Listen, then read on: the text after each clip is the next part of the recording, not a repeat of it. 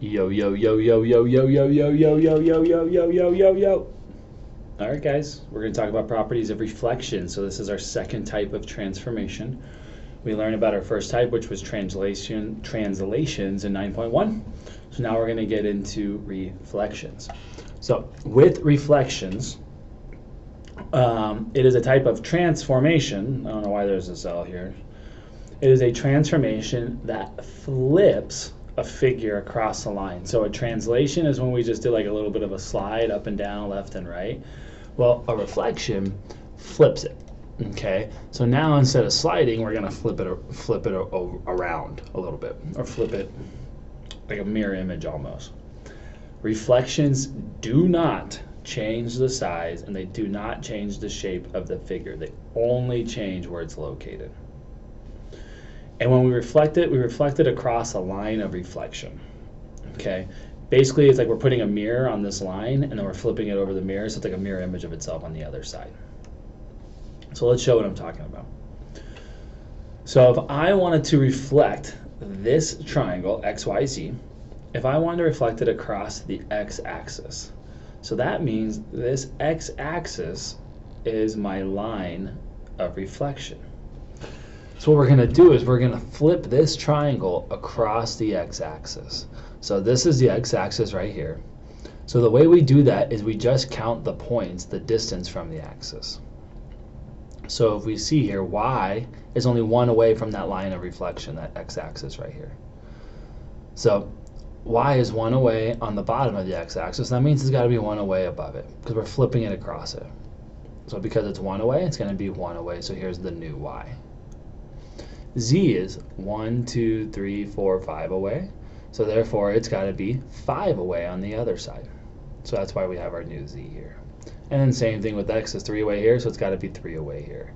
So then when I put these points together and I connect them, I have my resulting triangle. Now let's talk about what it looks like. If we notice, it's facing a different direction. So it's facing a different direction, but if I had taken this and I had flipped it over this, or I folded it over, this would match right on top of this one. So it's facing a little bit of a different direction. However, it is still the exact same size and the exact same shape. When I say same size and shape, is this angle right here is the same as this angle. This angle is the same as this, and this is the same as this. This side length YZ is the same as this side length YZ. So it's the exact same size and shape. It's just now facing a different direction. But really, we're just counting the distance from the points. Okay, so go ahead and try this one. Try to reflect the triangle ABC over the y-axis. So if we're reflecting it over the y-axis, we're not going over x, now we're flipping it over y. So we're going this way. We're flipping it across the y-axis. Here's this y-axis is where the mirror is. So it should be the exact same distance on the other side of y. So pause it, try it, see how you do. See if you can just reflect this one already. So if I look at A, it's 1, 2 away, so my new A has to be 2 away on the other side. So there's my new A. Same thing with C. And then B, let's see, it's 6 away, so it's got to be 6 away. And there's my new B. And there's my new triangle, A, B, C. So we flipped it over the y-axis. Now, I want to talk about how we would represent this algebraically. So let's talk about what's happening with these points here. So if I look at the point A, this point is at 2, 5. So A is at 2, 5. Well, my new A is at negative 2, 5. Let's look at C. C is at 2, 2. Well, my new C is at negative 2, 2. And then B is at 6, 2. X is 6, Y is 2.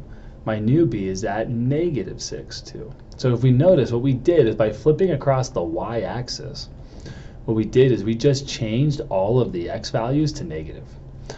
And let's think about y. Aren't all of our y's positive here? And all my x's are negative here. All my y's are still positive over here. So if we're always in the top half, we're going to stay positive. So because all my y's are positive here, all my y's are still positive over here, so the y's didn't change. But if I look at the x values, they're all positive over here, but they all became negative because we went on the left side of the y-axis where everything's negative. So when we flip over the y-axis, what we're doing is we're changing the sign of x.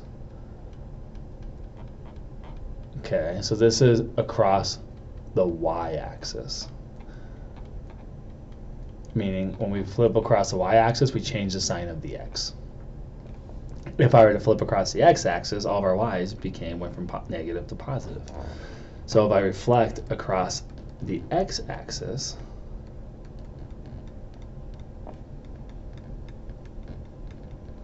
what happens is algebraically, we take our point, and what we do is we just change the sign of whatever the y value is. So we're going to put a negative sign in front of that y. The negative sign doesn't mean they all become negative. What it means is that we change the sign. Because like from here, if we look at this original y. Well, this original y, this is at 1, 2, 3, and then negative 1.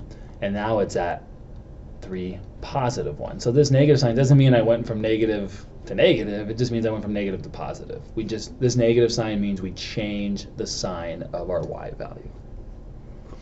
So you're going to want to have these down.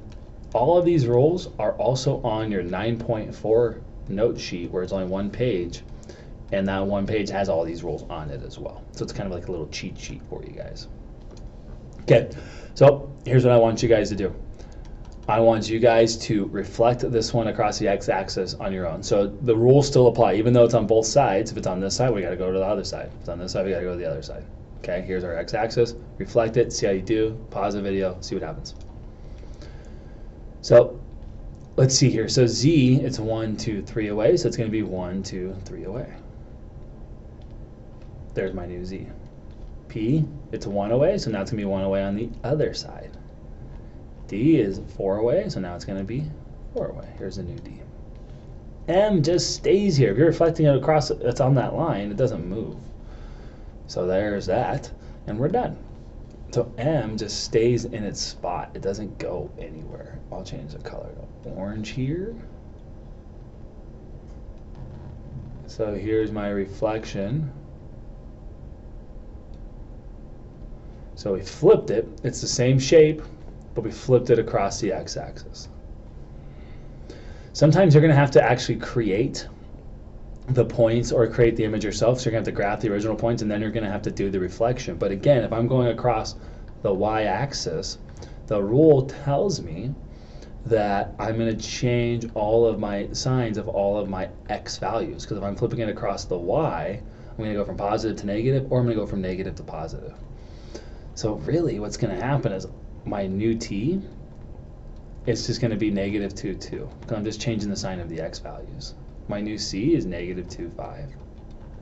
My new z is negative 5, 4. And then my new f, I'm just changing the sign of the x value, so it's negative 5, 0. Oops. That's okay. Okay, so those are my new points. So I'm going to show though how we got there. So we'll graph the original one with black points. So I have 2, 2, so 2, 2. There's T. C is 2, 5.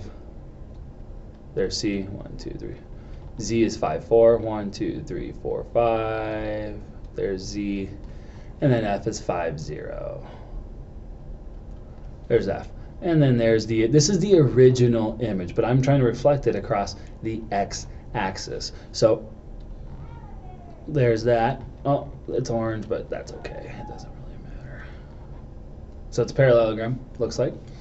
So now if I had to reflect this across the x-axis, I already have my points, right? My points are negative 2, 2. There's the new T. Negative 2, 5. There's the new C. Negative 5, 4. There's the new Z. And then negative 5, 0. There's the new F. So you can do it without even doing the counting, or you could do the counting. It doesn't really matter. But that reflection resulted in this. Okay, that's it. So a couple ways to look at it. But things to remember is I would rewrite. Here's what I want you to do. Go back and rewrite your algebraic rules. Oops. I should erase that. Rewrite your algebraic rules for across the y-axis, and rewrite your algebraic rule across the x-axis and label it. I'm not labeling it right now because you guys already have it labeled and you have it on your other notes. So label this across the y-axis, across the x-axis. Go ahead and work on the independent practice. And that's all, guys. I hope this helps. Thanks for watching. Prettiest out.